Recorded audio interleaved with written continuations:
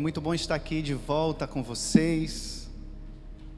E hoje nós temos uma palavra para estar compartilhando. E eu quero convidar você a se juntar a nós. Eu sei que você já está junto conosco. E hoje nós estamos aqui retornando depois de quase 2 meses distante, né? Porque no começo do ano, em janeiro, eu contraí Covid logo no início do ano, e isso teve que me distanciar com o propósito de me tratar, e nós fizemos a quarentena, e logo em seguida a isso tudo, ainda em janeiro, meus pais contraíram também Covid, no meio daquela tempestade toda que estava assolando a nossa cidade, que ainda assola a nossa cidade, que assola o Brasil, e isso demandou bastante tempo, isso demandou bastante cuidado nosso, né? E no dia 21, minha mãe foi internada. Estou contando isso para quem não me conhece, para quem não sabe do que tem acontecido. Minha mãe foi internada no dia 21 desse mês de janeiro, e nesse dia começou uma corrida pela vida, uma corrida por sobrevivência, uma corrida por uma vitória. E a partir desse dia eu praticamente me internei junto com ela, não para me tratar, mas para cuidar dela.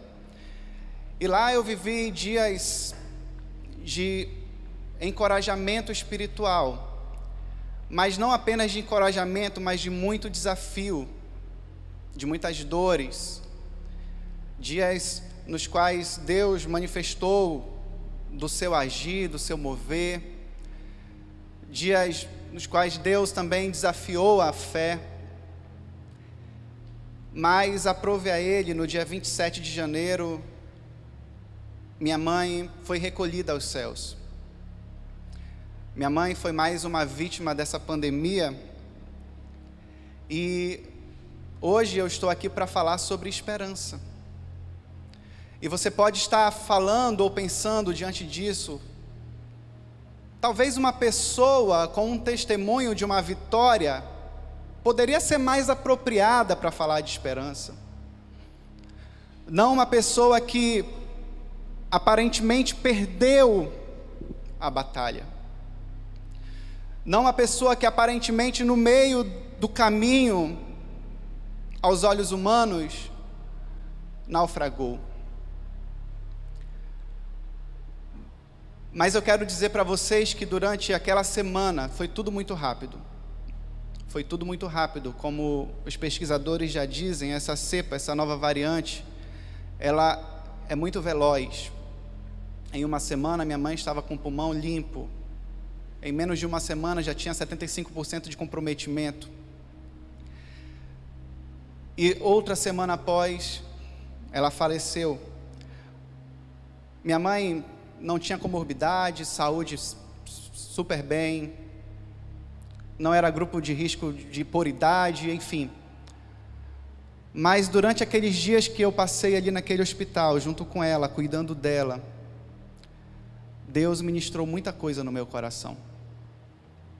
Deus, Ele falou profundamente comigo, e foi lá que essa palavra nasceu. Foram naqueles dias que aquilo que eu vou compartilhar com vocês nasceu. Então me permita, volta e meia, me remeter a eles.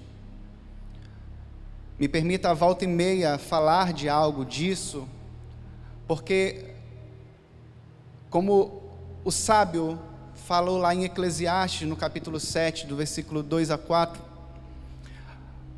que é muito mais válido estar numa casa onde há luto, do que está em uma onde há festa, porque lá onde há o luto, nós estamos nos deparando com o fim da vida. E eu nunca imaginei me deparar com o fim da vida da minha mãe de maneira tão precoce.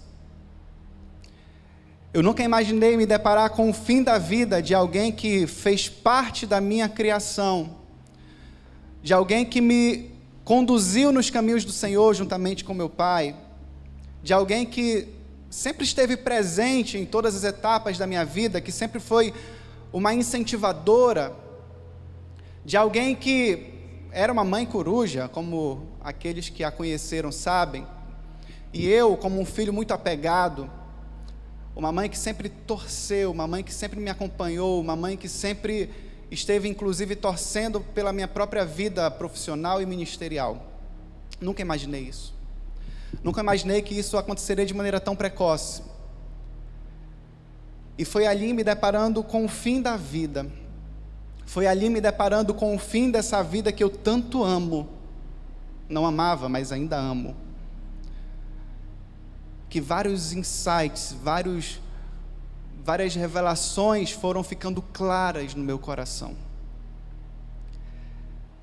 E hoje, vivendo esse momento difícil ainda, aqui em Manaus as coisas estão melhorando, graças a Deus, você que nos acompanha de fora daqui da cidade, mas a gente sabe que do centro-oeste, nordeste, tudo para baixo está piorando.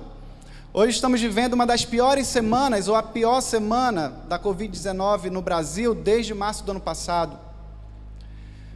Aquilo que eu vivi em janeiro, aquilo que muitas famílias aqui, eu acredito que muitas pessoas também perderam, pessoas amadas durante esses meses, aquilo que nós vivemos, que ainda algumas pessoas estão vivendo, o resto do Brasil agora está vivendo junto. E é por isso que muitas vezes, quando falamos de esperança, quando, se por acaso perguntarmos para alguém no meio da rua, o que vem à sua cabeça quando você ouve a palavra esperança? Muitas pessoas vão falar, vacina. Sabe por quê? Porque de fato a vacina é uma grande esperança que toda a humanidade tem tido. Esperança essa de fazer com que os nossos laços, que o distanciamento, que tudo isso que tem sido dificultado por essa pandemia cesse, ou pelo menos minimize. A única esperança visível a curto e médio prazo é a vacinação. E é por isso que muitas pessoas têm olhado e visto a vacina como um meio, como uma forma de ter o alívio, de ter o fim de muitas das dores. E isso não foge do que é uma esperança, não é verdade? A esperança pode ser um entendimento de um desejo de que algo aconteça. Isso é esperança. O dicionário traduz esperança dessa maneira. Então, ter a esperança na vacina é ok. É uma esperança. Nós esperamos que isso aconteça. Eu espero que isso resolva. Eu espero que essa substância injetada nos nossos corpos faça com que nós possamos, quem sabe, muito em breve, ter uma aglomeração santa de novo, como nós fazíamos. Olho no olho, abraço com abraço, vida na vida. Mas eu quero lhe dizer que essa esperança e muitas outras esperanças são esperanças rasas. São esperanças que são simples expectativas que são substituíveis. Expectativas que são embaladas pelo momento. Expectativas que, quando chegam e se concretizam, elas simplesmente são trocadas. Por exemplo, muito em breve, se Deus quiser, toda a população vai ser vacinada. Qual vai ser a próxima esperança coletiva que teremos? Sabe por que vai ser substituída? Porque é uma esperança rasa. É uma esperança que não trata de significado. É uma esperança que não trata de aprofundamento. E é por isso que, quando falamos de esperança, também podemos falar de uma busca de sentido.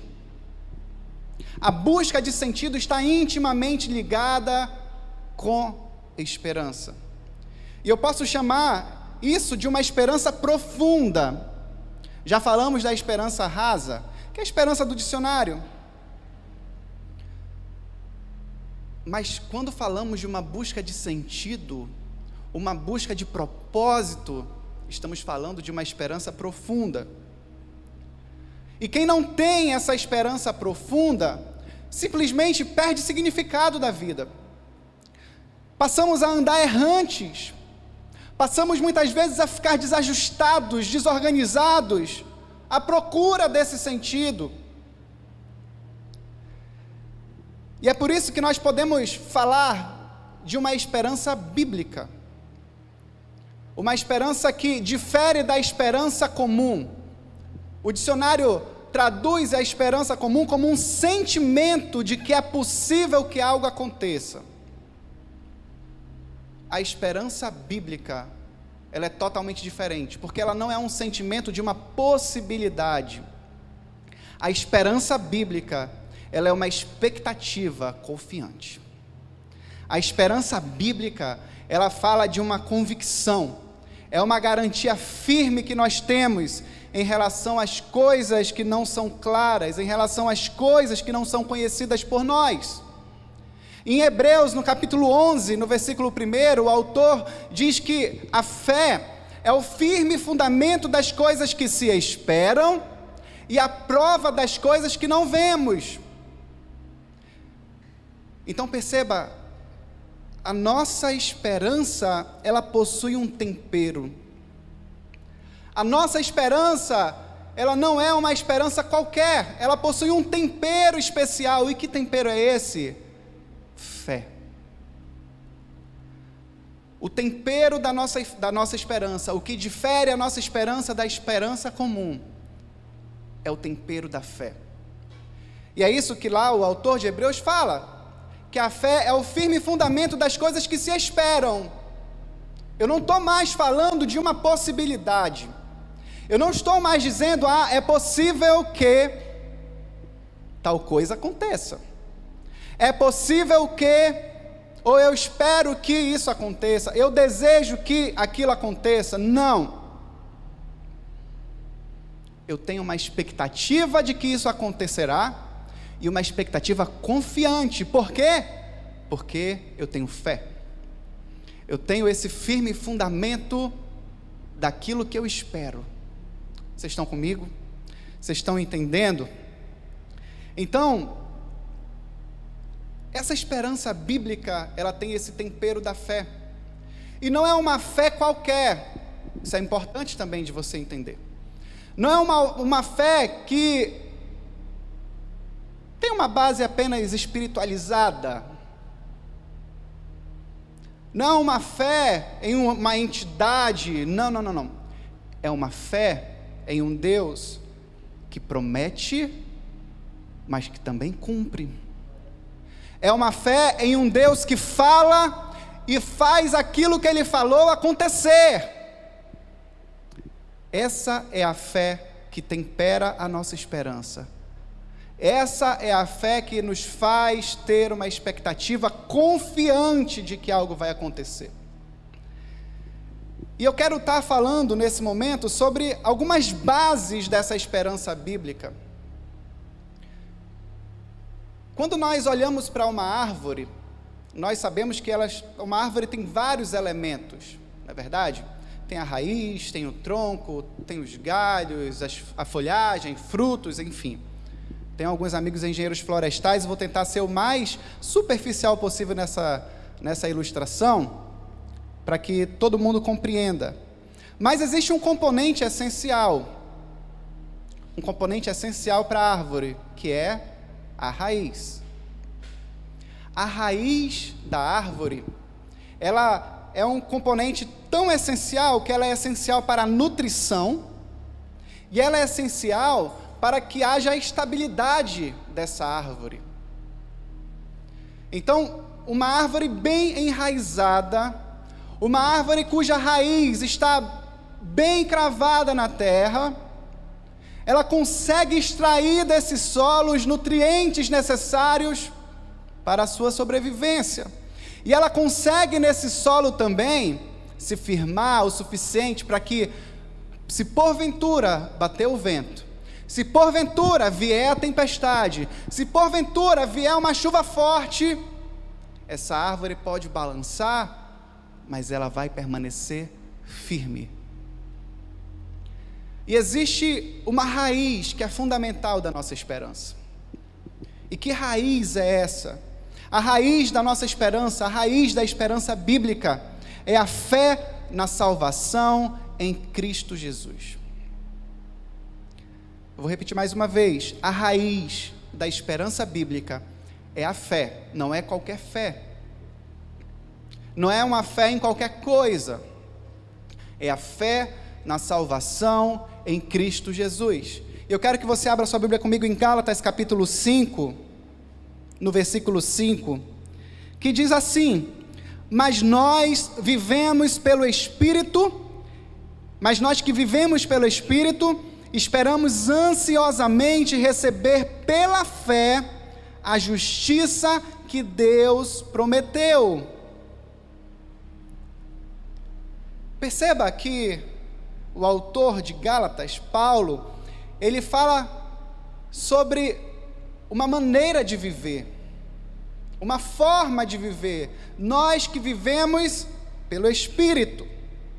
E ele fala de uma espera ansiosa, ele fala de uma espera que muitas vezes fica assim, borbulhando dentro de nós. Ele fala de uma espera ansiosa para recebermos pela fé a justiça que Deus nos prometeu. Então perceba, quando falamos de esperança, a fé sempre está no meio. Porque a nossa esperança não é um sentimento de uma possibilidade. A nossa esperança não é vai acontecer, pode acontecer. Não.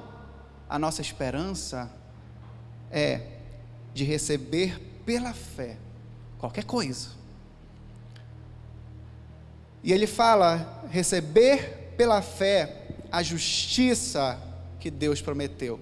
E nós podemos receber a justiça que Deus prometeu de 3 formas. Há 3 formas básicas de eu e você recebermos a justiça que vem de Deus. A primeira maneira de recebermos a justiça de Deus é a maneira imediata.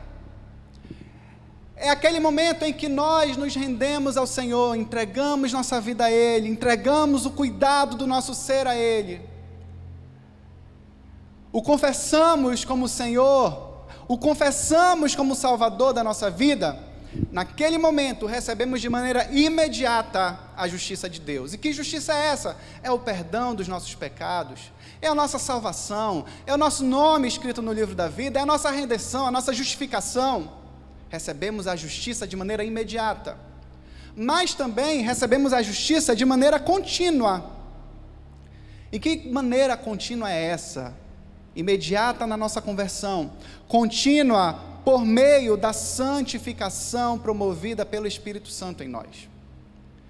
Lá em Colossenses, no capítulo 3, no versículo 10, Paulo também fala sobre um homem que se veste do novo, que se renova.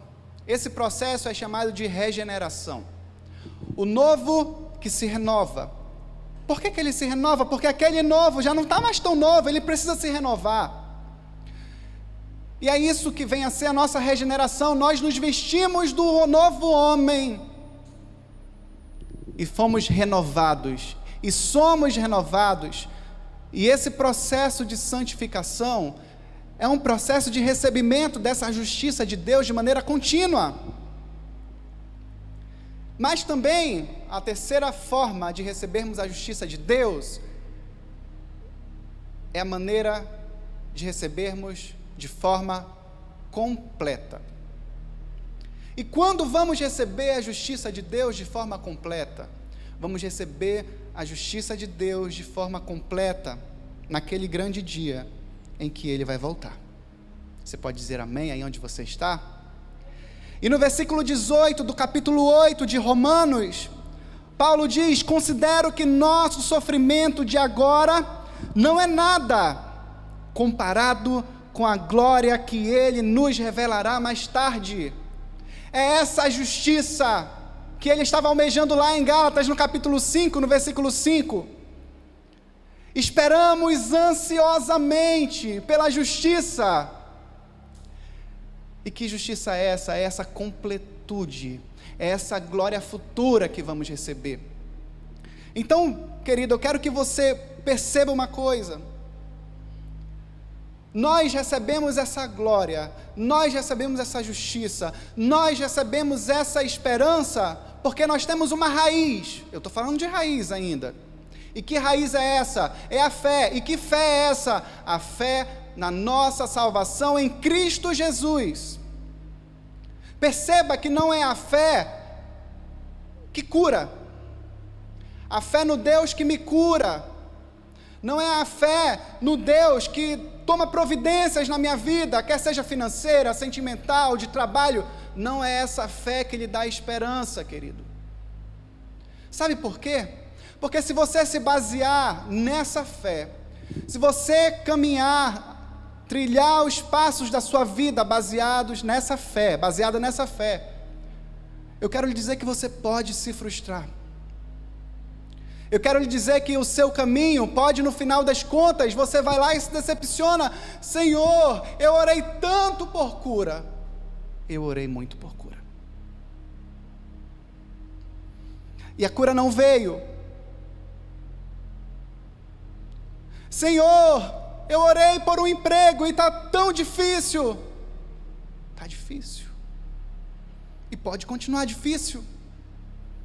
Senhor, eu orei para que Tu viesse curar, Senhor, a minha alma desse problema que Tu sabes que eu tenho. Aguenta. Sabe por quê? Porque essa fé nessas coisas, no Deus que faz essas coisas, não é a fé que te dá esperança. Se a sua esperança está no Deus que cura, você pode se frustrar, porque Deus cura, sim. Ele é poderoso para fazer? É. Ele é poderoso para mudar a sua sorte em todas as esferas da sua vida? É. Mas Ele só faz se Ele quiser. Ele só faz quando Ele quer. Mas eu quero te contar uma notícia que é muito boa diante disso tudo. A fé na salvação em Cristo, essa aí você não vai se frustrar. Sabe por quê? Porque foi para isso que Ele morreu na cruz. Ele morreu na cruz para te dar, antes de qualquer coisa, antes de qualquer bênção, antes de qualquer benefício, Ele morreu para te salvar. E quando nós estamos enraizados na fé, no Deus que me salva, a ventania vem, a tempestade vem, a cura pode não vir, a doença pode aparentemente vencer, tudo pode se transformar num caos, você pode até balançar pelos ventos, mas você vai permanecer em pé. Você vai permanecer firme. Você vai já entender um pouco mais que nós estamos caminhando na construção de um entendimento a respeito dessa esperança. E essa esperança, ela é trazida à existência pela habitação do Espírito Santo em nós. E quando é que o Espírito Santo passa a habitar em nós? Quando? Sim, naquele momento em que você colocou a sua fé no Deus que pode te salvar. Naquele momento que você olha para Jesus como seu Senhor. Naquele momento que você olha para Jesus como seu Salvador. A palavra fala que nós somos selados com o selo do Espírito Santo. Passamos a ser a habitação desse Espírito. E por que eu falei agora há pouco na fé no Deus que cura? É porque tem gente que chega, procura uma igreja, procura uma comunidade, procura vários lugares em busca de cura, em busca de uma mudança na sua vida. Não, você não está errado em fazer isso. Talvez isso possa lhe levar a conhecer esse Deus que salva.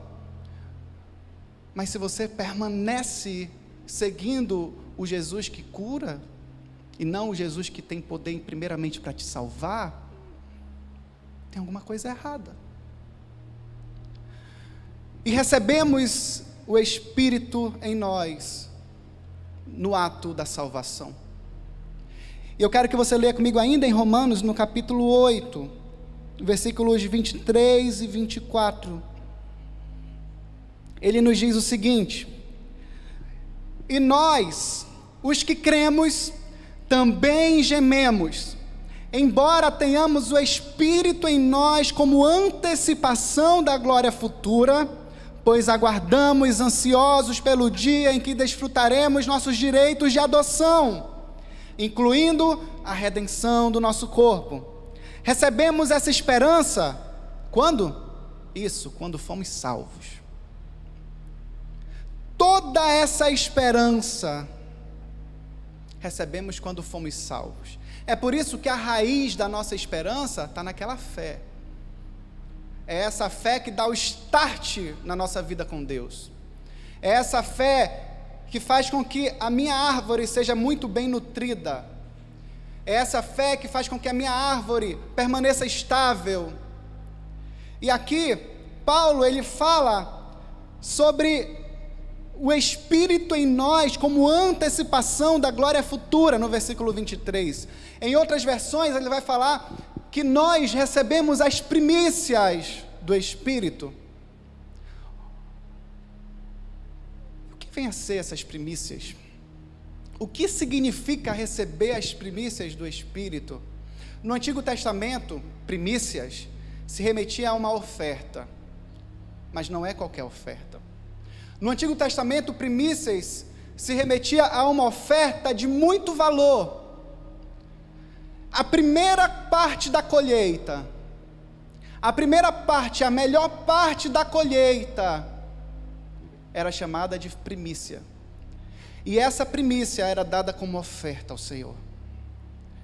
E perceba que no literal, ele fala sobre essa primeira colheita do Espírito, ou essa primícia do Espírito. Aqui na versão NVT que eu estou lendo, ele fala que recebemos, que temos o Espírito em nós como antecipação da glória futura. Ou seja, o que tudo isso significa, querido? Sabe o que nos dá a garantia da nossa esperança? Sim, é o Espírito Santo habitando em nós. Porque eu não sei você, eu não me acho merecedor disso. Eu posso fazer o que for, eu posso me empenhar da melhor maneira possível, não serei merecedor, continuarei não merecendo.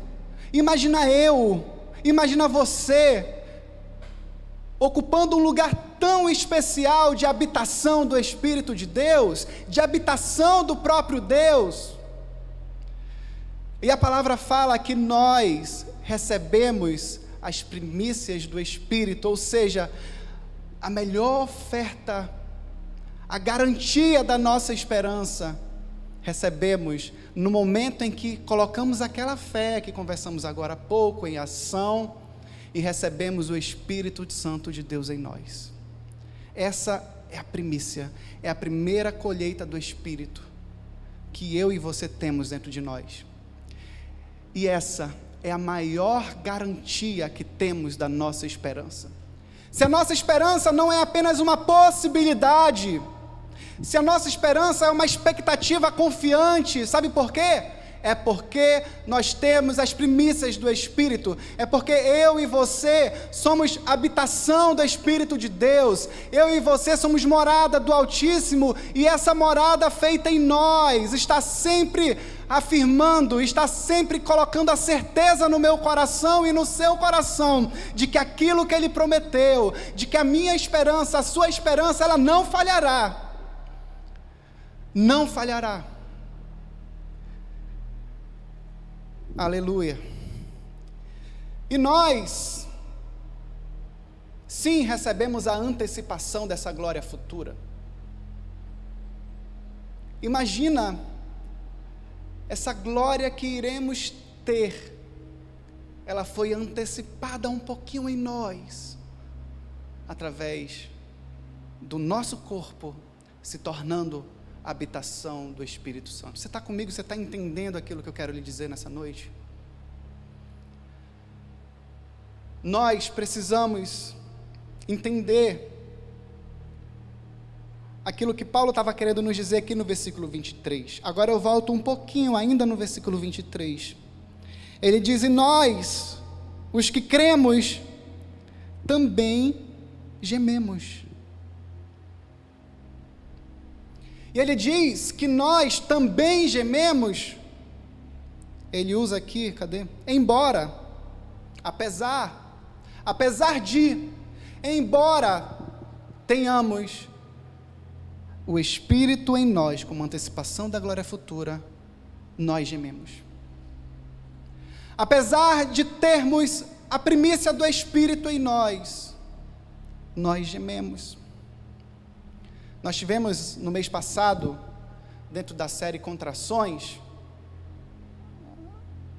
o dia que falou sobre as contrações da terra, né, os gemidos da terra. E nós fazemos parte desses que gemem. E nós fazemos parte desses que lamentam, que sentem dor. E gemer aqui está falando da nossa frustração pelo anseio de estarmos livres das nossas dificuldades. Quem aí está feliz com suas dificuldades? Você está? Eu não estou. Quem aí ou está pleno, né? Agora a gente está na vibe, olha o outro lado, tenta olhar pelo lado positivo. A ideia dos coach ajuda um pouco, mas não apaga as nossas dores, não apaga o nosso sofrimento, não apaga os nossos gemidos. Esse anseio pelo livramento de nossas dificuldades acaba sendo frustrado, e por isso gememos, apesar de termos essa antecipação da glória futura. E eu quero lhe dizer que gememos, vamos gemer e continuaremos gemendo até aquele dia. O choro dura uma noite, amém. Eu não sei como você está recebendo isso. Eu não sei se você está num momento de dor, de luto como eu. Eu não sei como está o seu coração nessa hora. Mas o que eu quero lhe dizer, no nome de Jesus, é que gemer faz parte da realidade de todos os cristãos, de toda a humanidade, de toda a criação.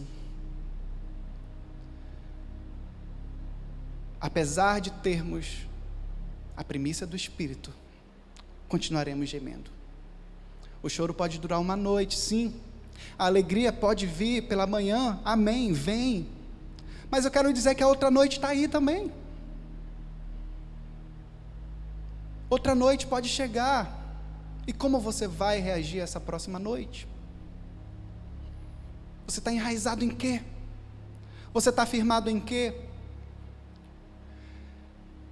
E é por isso que Paulo fala em Romanos, no capítulo 5, nos versículos de 2 a 5, que a nossa esperança, ela é fortalecida pelo sofrimento. Ele diz assim: foi por meio da fé que Cristo nos concedeu esta graça, que agora desfrutamos com segurança e alegria, pois temos a esperança de participar da glória de Deus. Olha aquela esperança lá que ele fala, lá em Romanos 8. Olha aquela esperança lá de Gálatas 5. Nós temos essa esperança, e também nos alegramos ao enfrentar dificuldades e provações, pois sabemos que contribui para desenvolvermos perseverança, e a perseverança produz caráter aprovado, e o caráter aprovado fortalece a nossa esperança, e essa esperança não nos decepcionará, pois sabemos quanto Deus nos ama, uma vez que Ele nos deu o Espírito Santo para nos encher o coração com seu amor. Perceba uma coisa: as provações, as dificuldades geram em nós perseverança, e a perseverança gera em nós um caráter aprovado, e o caráter aprovado fortalece em nós a nossa esperança. Vocês conseguem entender que o sofrimento, ele faz parte desse processo? Então eu quero convidar você a passar a enxergar as promessas do Senhor, para que a sua vida seja repleta da verdadeira esperança. E a outra novidade nisso tudo, aqui no versículo 5, do capítulo 5 de Romanos, é que a palavra diz que essa esperança não nos decepcionará. Não nos decepcionará, essa esperança não vai te decepcionar. Pois sabemos quanto Deus nos ama, uma vez que Ele nos deu o Espírito Santo para nos encher o coração com seu amor. Olha aqui ele de novo. Olha aqui o Espírito Santo de novo. Sabe como sabemos que essa esperança não vai nos decepcionar? Lembra da raiz? Eu estou fazendo questão de voltar para você fazer um encadeamento lógico comigo. Lembra da raiz? Que faz com que o Espírito Santo passe a habitar em mim.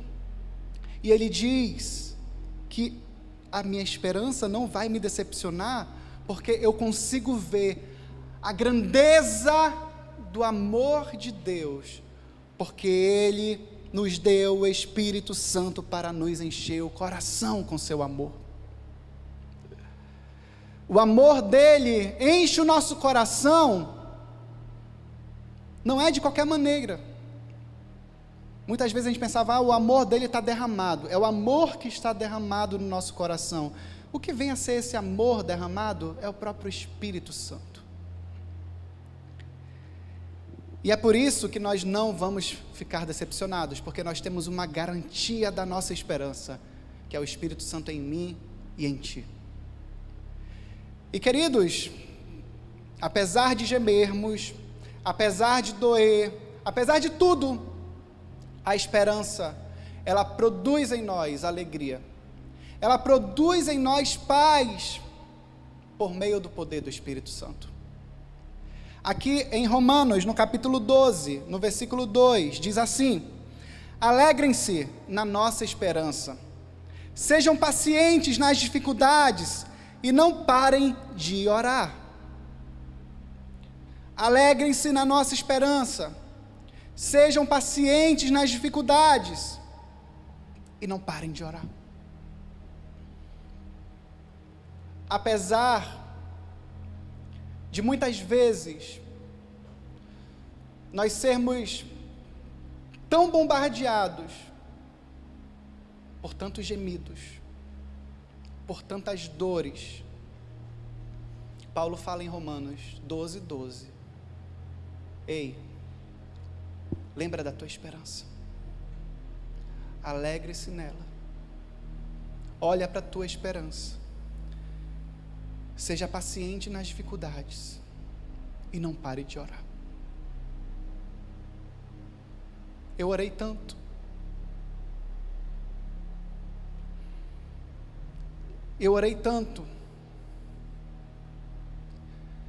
e naqueles dias no hospital, eu olhava para mim e falava, quem sou eu para orar pelo meu pai ou pela minha mãe? Que são pastores, quem sou eu para estar orando por eles? E uma dada noite, a minha mãe falou, meu filho, põe a mão na minha cabeça e ora por mim. E naquele momento eu passei a orar, eu passei a cantar, passei a interceder, e quanto mais eu orava, ela estava com oxímetro no dedo dela, e eu olhava para aquele oxímetro, e eu orava por cura, orava por providência, e naquela hora, quando eu olhava para o oxímetro, parece que as coisas estavam mais instáveis. Enquanto eu orava, parece que a minha resposta era o contrário. E naquele momento, ela adormeceu, e eu continuei orando. Eu continuei intercedendo, eu continuei clamando, e o Espírito Santo me visitou naquele lugar. O Espírito Santo encheu o meu coração de paz. Apesar de eu olhar tudo aquilo, apesar de a minha oração aparentemente, visivelmente não estar sendo atendida, o Espírito Santo encheu o meu coração de paz naquele momento. Eu senti uma presença muito forte naquele quarto. E eu percebi que minha mãe estava adormecendo com um semblante de paz.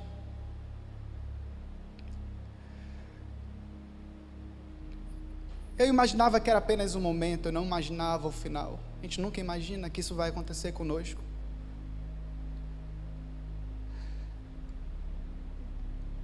E é por isso que nós precisamos sermos pacientes nas dificuldades. Não pare de orar.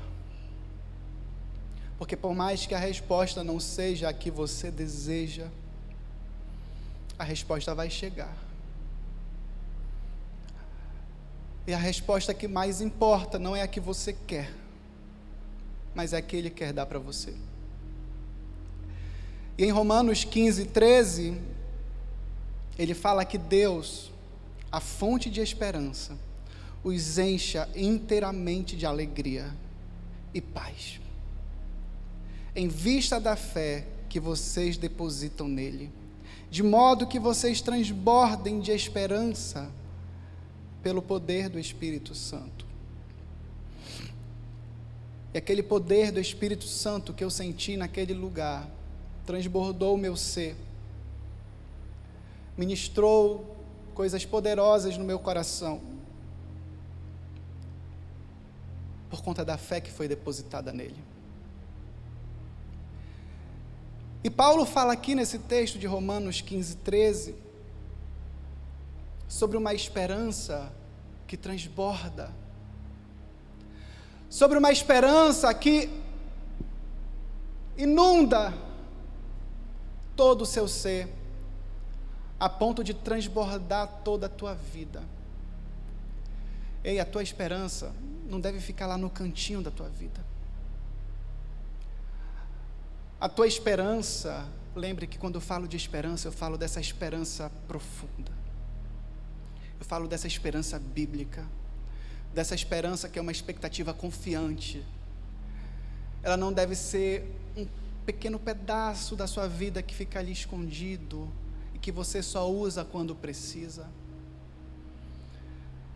mas que Deus, como diz lá no versículo 13, a fonte da esperança encha você, inunde você, a ponto de fazer você transbordar de esperança pelo poder de quem? Sim, daquele que é a garantia da nossa esperança, o Espírito Santo, em nós. E junto com fé, junto com amor, a esperança ela é uma virtude que é duradoura na vida cristã.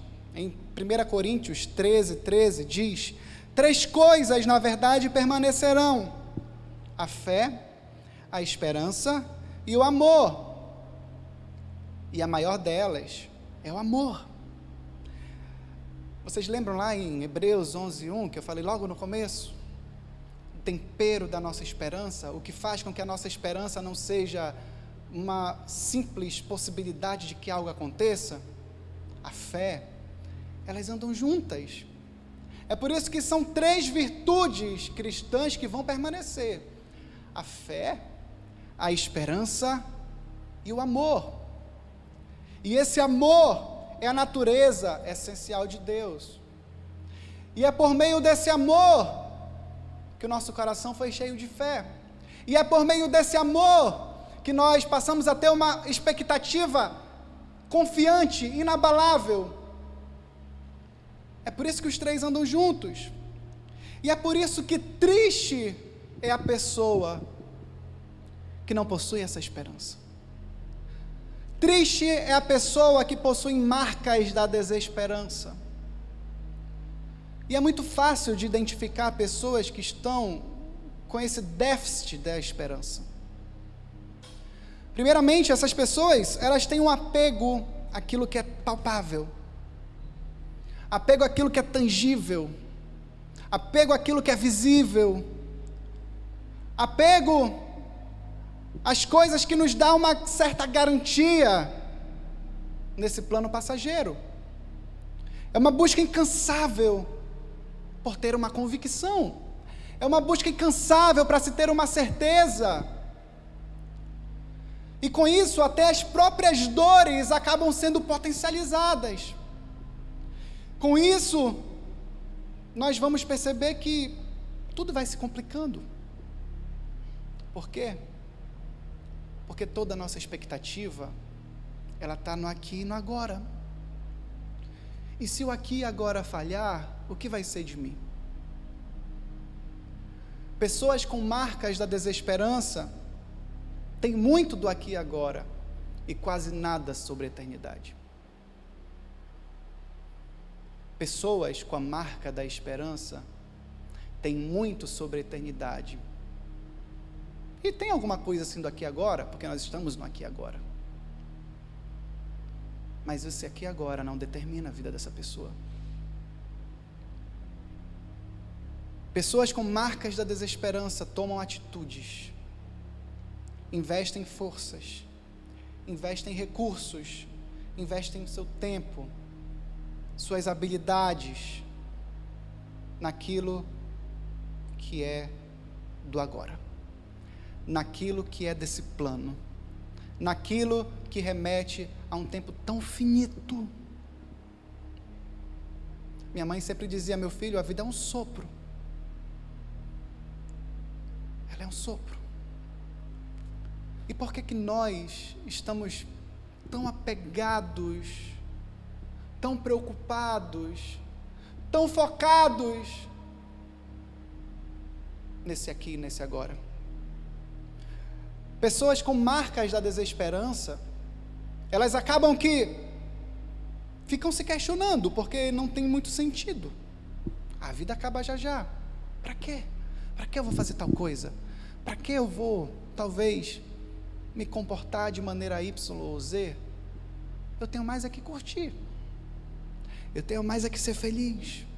Eu tenho mais é que ter prazer. Aí vem o hedonismo, que é uma grande válvula de escape para aquelas pessoas desesperançosas.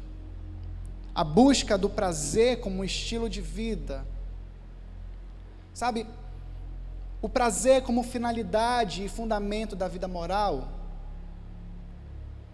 marcas da desesperança. E eu falo isso porque muitas pessoas se reúnem no nosso meio. Eu não falo aqui da Refúgio, eu falo no meio da Igreja de Cristo no mundo, marcados por desesperança, apegados ao hoje, apegados ao agora, e pouco tendo a dimensão da eternidade, e pouco tendo a dimensão de que suas atitudes de hoje reverberarão para o além.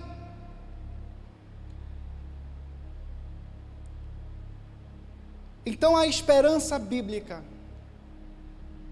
além de nos encher de paz no meio dos gemidos, além de nos encher de alegria no meio das dores, além de nos encher de amor no meio de tanto desamor, essa esperança, ela nos movimenta, ela nos move, mas ela nos move em atitudes que são visíveis, ela nos move em atitudes que são evidentes. Eu quero que você abra sua Bíblia comigo em Hebreus, capítulo 10. Hebreus capítulo 10, versículos de 23 a 25. Diz assim: apeguemo-nos firmemente, sem vacilar, à esperança que professamos, porque Deus é fiel para cumprir sua promessa. Pensemos em como motivar uns aos outros na prática do amor e das boas obras, e não deixemos de nos reunir, como fazem alguns, mas encorajemo-nos mutuamente, sobretudo agora, que o dia está próximo. E a pergunta que eu faço para você, nesse momento, é: no que você tem se apegado? Qual tem sido a sua válvula de escape? O autor de Hebreus, aqui no versículo 23, ele dá uma recomendação para mim e para você. Ele diz: apeguemo-nos firmemente, sem vacilar, à esperança que professamos. Não é, como eu falei agora há pouco, põe a esperança aqui no cantinho. Se tu precisar dela, tu pega ela, tu usa ela quando for viável, tu usa ela quando for necessário, vive tua vida normal. Seja feliz. E quando tu precisar da tua esperança, tu pega ela aqui do cantinho e põe na tua vida, e põe no centro da tua vida. Não. Ele fala: apeguemo-nos firmemente, sem vacilar, à esperança que professamos, porque Deus, Ele é fiel para cumprir a sua promessa. E que esperança é essa que o autor de Hebreus está se referindo? Porque nós temos várias esperanças. E que esperança pontualmente é essa aqui? Nós vemos aqui no versículo 19, 20, 21 e 22, que o autor está falando sobre a nossa proximidade de Deus. No versículo 19 ele diz: portanto, irmãos, por causa do sangue de Jesus, nós podemos entrar com toda a confiança no lugar santíssimo. É sobre essa esperança aqui que o autor de Hebreus está se referindo nesse momento.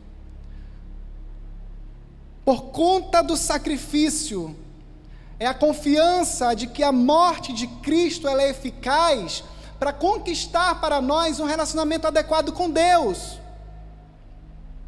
Essa é a esperança que nós devemos nos apegar firmemente sem vacilar. E essa esperança ela é tremenda, ela é maravilhosa, ela é poderosa, sabe por quê? Porque isso me diz e te diz que você não precisa de um intermediário, você não precisa de um pastor aí com você agora para você se conectar com Deus.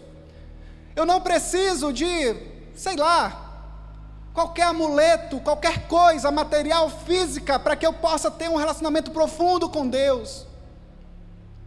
Ele fala: apegue-se firmemente à esperança de que pela morte, versículo 20, de Jesus, abriu o caminho novo e vivo, através da cortina que leva você ao lugar santíssimo. Ou seja, sai do pátio, sai de fora, sai do lugar santo, entra no lugar santíssimo, porque nós podemos nos apegar firmemente nisso, sem vacilar, a essa esperança que nós estamos confessando.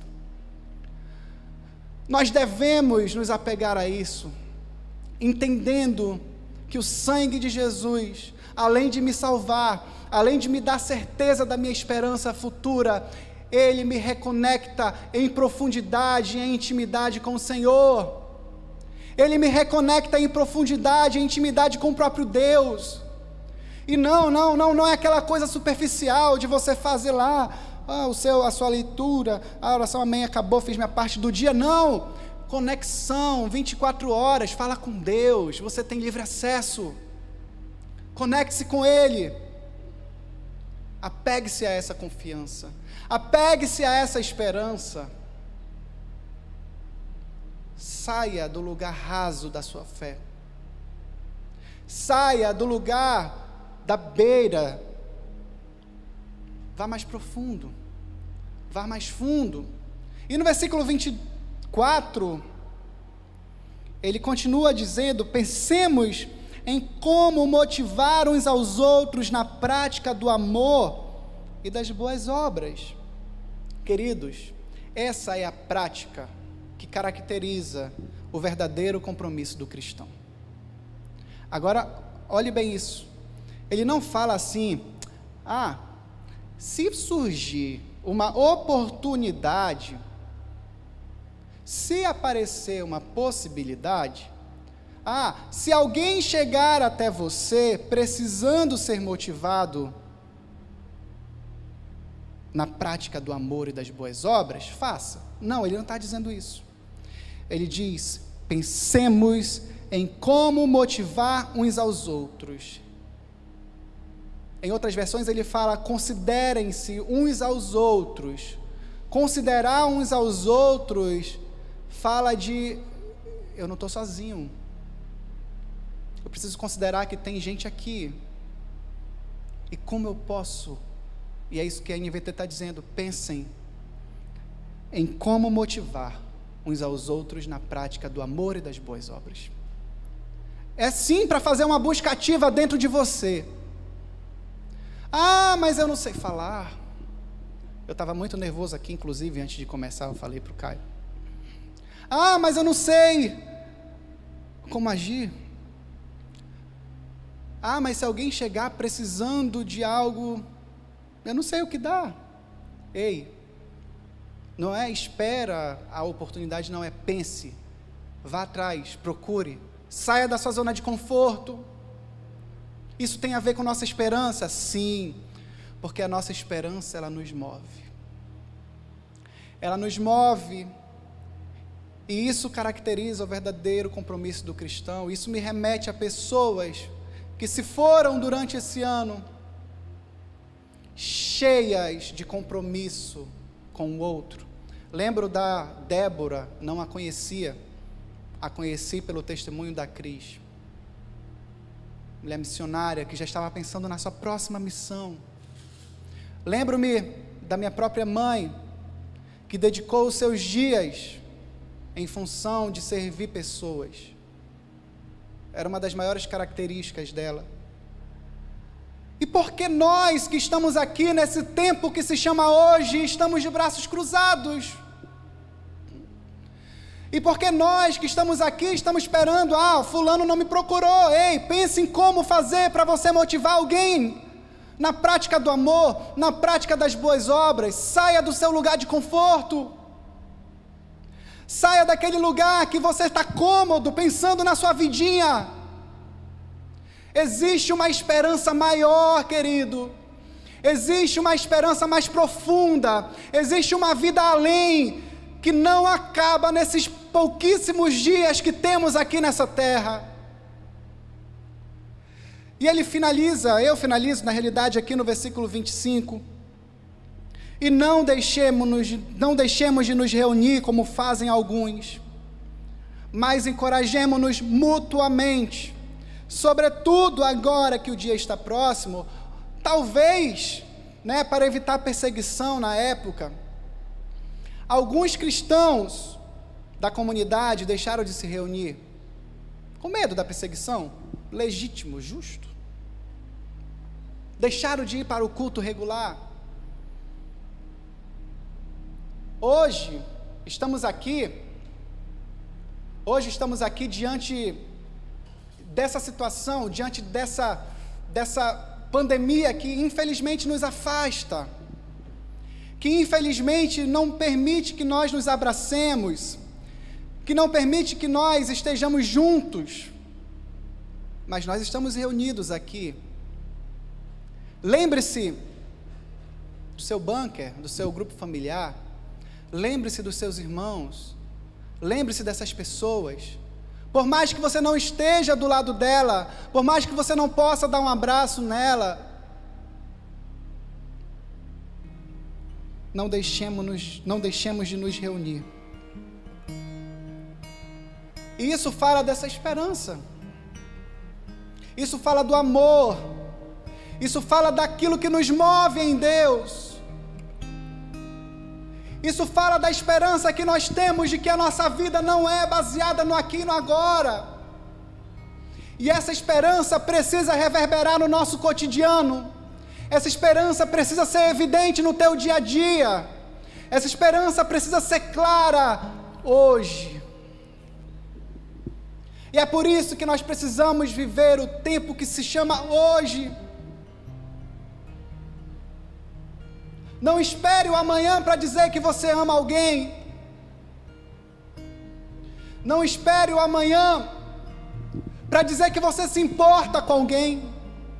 Muitas pessoas me procuraram durante essas semanas, e falaram que foram inspiradas a procurarem seus pais, porque não demonstravam muita coisa. Faça isso mesmo, porque nós não sabemos o amanhã. O tempo se chama hoje, o tempo se chama agora. Jovem, ei, para de viver essa vida pensando só em ti. Para de viver teus dias pensando apenas naquilo que estão te falando que é o que importa. Usa teus dias para fazer com que o reino de Deus brilhe na sua vida.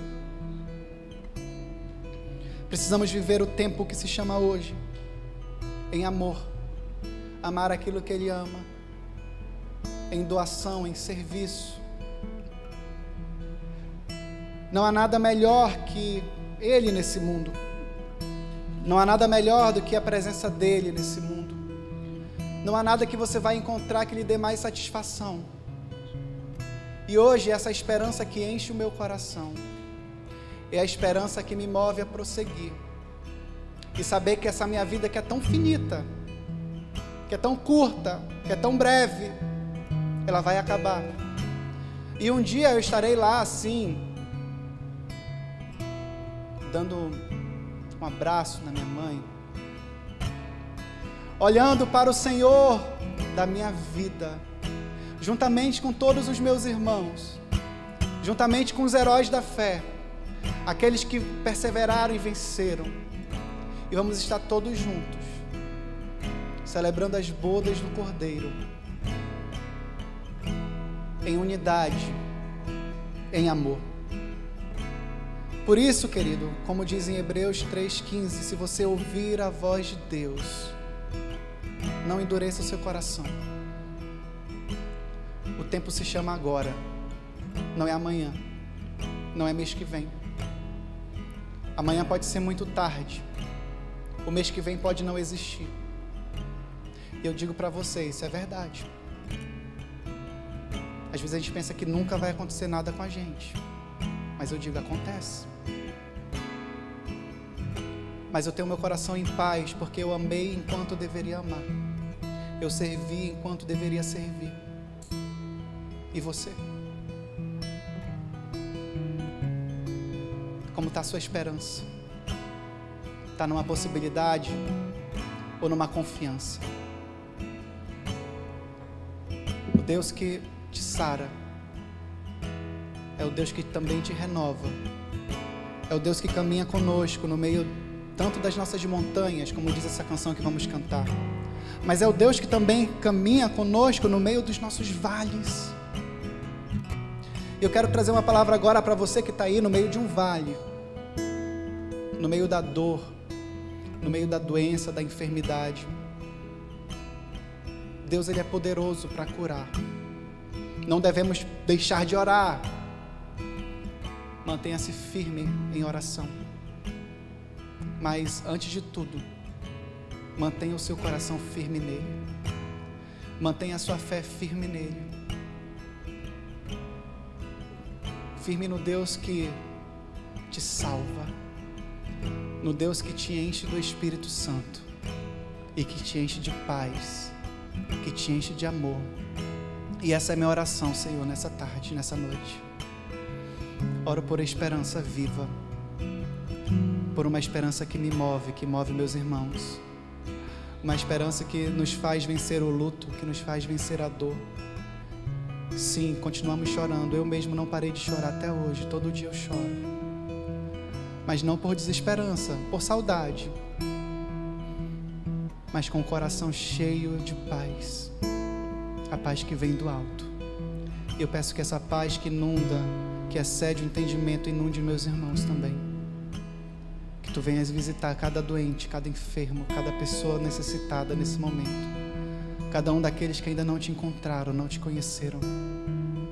Que tu venhas se revelar como Deus que salva, o Deus que liberta, o Deus que redime a nossa alma.